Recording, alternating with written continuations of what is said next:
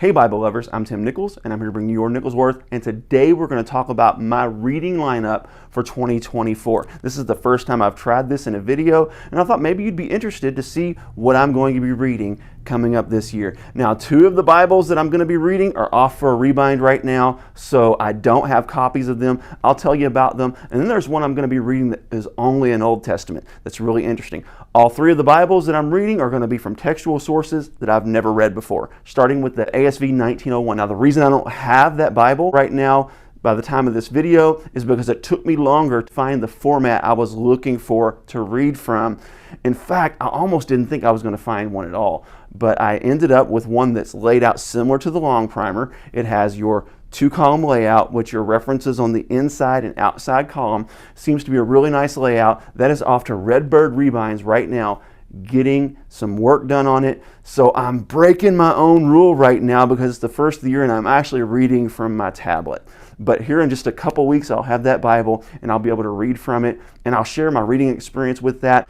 One of the reasons I wanted to read the ASV is because I've always wanted to read a Bible from the Westcott and Hort critical apparatus. It wasn't called the critical apparatus at the time because that system hadn't yet been developed. But the Westcott and Hort is kind of what led to the Nestle and Allen that we read today, that pretty much every modern translation is based off. There's actually no translations beyond the RV, the Revised Version, and the ASV that are based off the Westcott and Hort anymore. So it's pretty hard to even find one from that source. My understanding is there's not a lot of difference between the Westcott and Hort and the Nestle and Allen, but I still wanted to read one from that source.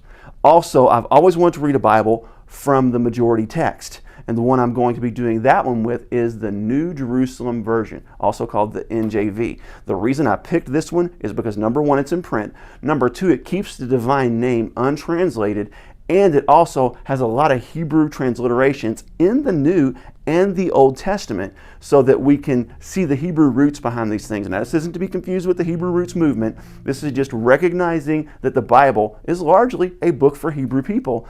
Even in the New Testament, when they spoke in Greek, they were still ultimately keeping Hebrew traditions and feasts and things like that. So I love this Bible. I'll put a review of that one on the end screen so you can check it out. But it's based off of the majority text in the New Testament, and it used the ASV, the WEB, and the JPS to kind of format the Old Testament. So I'm really looking forward to reading a New Testament that has the patriarchal, aka the majority text, as its textual source. The last thing I'm going to read for the year is going to be the Septuagint. I have always had a goal of reading the Septuagint all the way through. My translation of choice is the Lexham English Septuagint. There are some other translations, the Netz that's not in print, and then we also have the Sir Brinton edition, but that one is a little bit difficult to read and I haven't been able to find a good layout. This one is from Lexham Press, and check this layout out.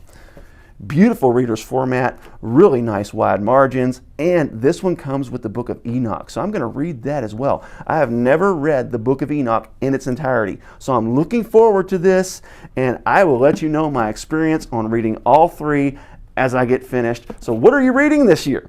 What's your Bible lineup look like? God bless you. Keep calm. Jesus on. This is your Nichols Worth.